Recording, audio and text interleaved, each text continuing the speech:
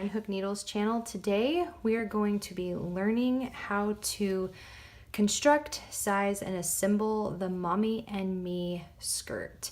This skirt is very simple, fun, perfect for spring, summer, fall, winter, really any season of the year depending on what type of yarn you use.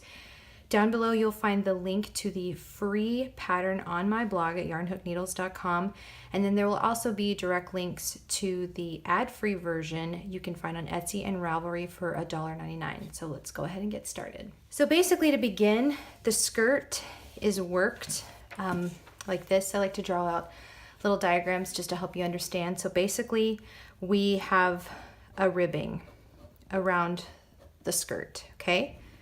Just like this. And we're going to start the skirt by creating this ribbing. And that's the first section that we're going to work on. And in the pattern, I included all different sizing. I have a child size and an adult size, and so you'll be able to know exact stitch numbers. I do want to mention that if you want your skirt a little more snug, I would recommend to size down. I base all of my garments on the Crafty Yarn Council just general body measurement guidelines. So if you're curious about that, I'll try to remember to put that as a link down below as well. So you can click on that and just kind of go based off those measurements. So again, we're starting with the ribbing. And yarn specifications and hook size will all be included in the pattern, but this is just for the sake of understanding the construction. So basically the way I like to work my ribbing is we just start with the recommended number of chains for whichever size you're trying to make. So for the sake of this, we're gonna do, let's see, 1, 2, 3, 4, 5, 6, 7, 8, 9, 10, 11, 12, 13, 14. And from here, we will do a half double crochet in the second chain from the hook. Now, sometimes my patterns with this ribbing will do a single crochet or a half double crochet or a double crochet. And so you just do whatever is written in the pattern. So we'll do a half double crochet in the second chain from the hook. And we will continue along the row with half double crochets.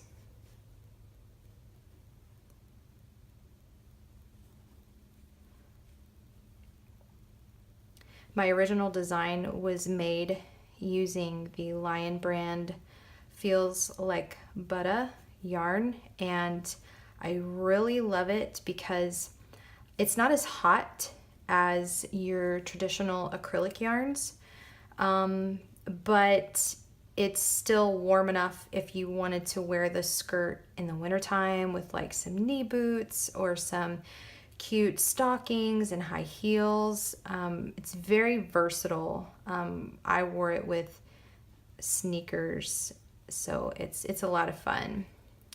So once you get to the end, you chain up however many your pattern calls for, you turn, and if you take a moment and look right here, okay? Here I am over here. So if we look at the top, we've got these V's going across. This piece right here would be considered the front loop, and that part right there, this one, would be considered the back loop. In order to give us that nice ribbing look, we are going to work our stitches in the back loop only. So your chain up counts as your first stitch. We're not going to worry about that. We're going to go into the back loop of the next stitch. So we work our half double crochet, go into the back loop only of the next stitch, and continue like this all the way across. Just working those stitches in the back loops only, just like so.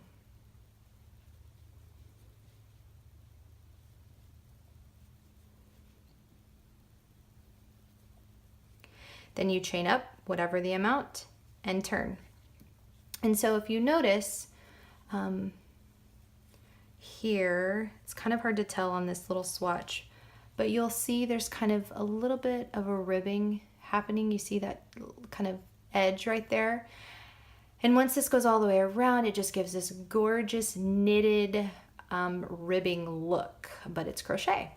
And so what you will do is for every row thereafter until you reach the appropriate length for whichever size you're trying to make, we're going to join it. And I will work up several more rows, and you work up your rows, make up as many as you need, pause the video, and then come back and meet me, and I will show you how to join your band, your waistband, and what we will do next. All right, so now that we have made our band, we're going to join both of the ends together. So the way that I like to do that is take the sides and kind of line them up. And if you look and see, you know, again, we've got our little ridges here. And what we're going to do is we're going to, since this is kind of like our chain one, we're already sticking out of that one, we just want to kind of line up. We're going to come across, pick up one of those loops, and work through like that just to get that first one going. Then we go into the back loop of the next one, pick up the coordinating stitch just right across, and just work a single crochet, back loop, coordinating stitch across, single crochet, back loop again, stitch across, single crochet. And the goal is to just make sure that it's even as you're stitching it up. You don't want things to be misaligned. So just go slowly, pay attention to where you're sticking your hook so that you can ensure that everything's where it's supposed to be. Now, when I was designing this piece, I wanted it to be as much of a solid piece as possible. So I didn't want you to have to like cut this piece of yarn and cut that piece of yarn. Okay, now we're going to attach this, because obviously the less attaching and assembling, the stronger the garment. And since it's a skirt and it's around the waist and there's a lot of movement and up and down and stuff like that, I knew that we needed the piece to be strong. So now if we look at our drawing here, okay, we've made the band.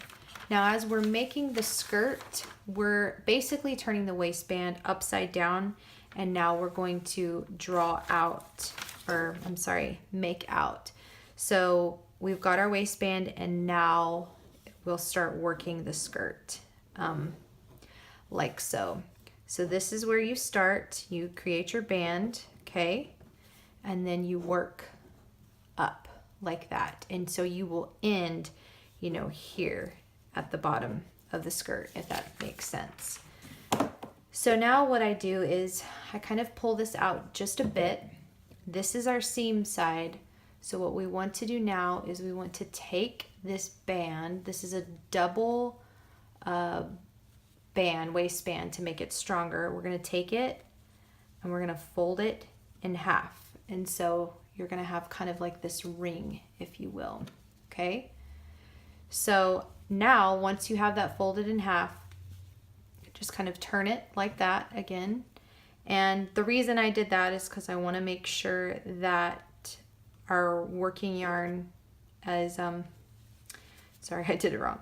Make sure that your working yarn is like in front of you, if that makes sense. So I'm just going to stick my hook in there and stick my hook in there, pull that through. And another thing you can do with this tail, just kind of tuck it down into that little area. And that's one less thing you have to sew in. Okay, so now we're going to chain one. And basically what we're going to do is we are going to single crochet all the way around to stitch this closed. So just place single crochets wherever, just trying to make sure that they're not too far apart, they're not too close, that they're just as even as possible, because like I said, there aren't really, you know, quote, stitches. You're creating that by laying down this base of single crochets. So you just do that all the way around your waistband. And once you're done, come back and I will show you how to complete the skirt part of the pattern. All right, so once you make it all the way back around, we're just gonna slip stitch to that initial chain.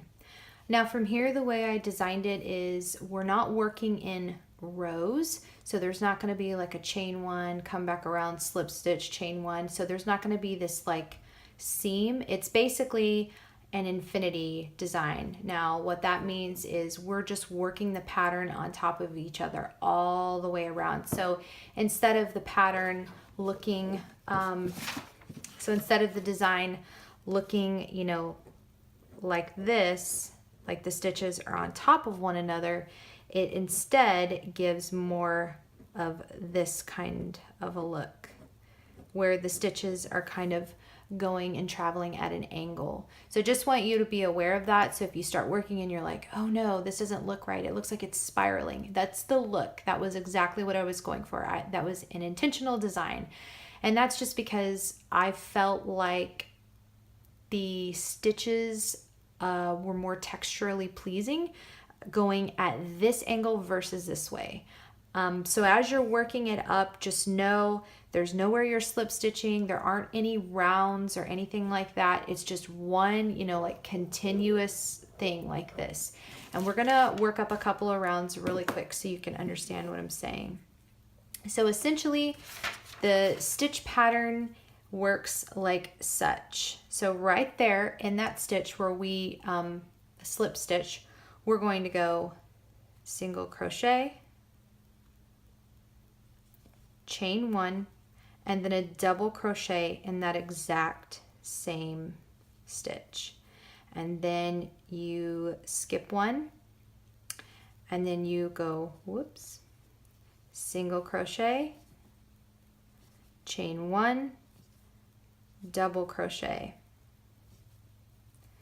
and then you skip the next stitch and it's single crochet, chain one, double crochet, and you just complete that all the way around.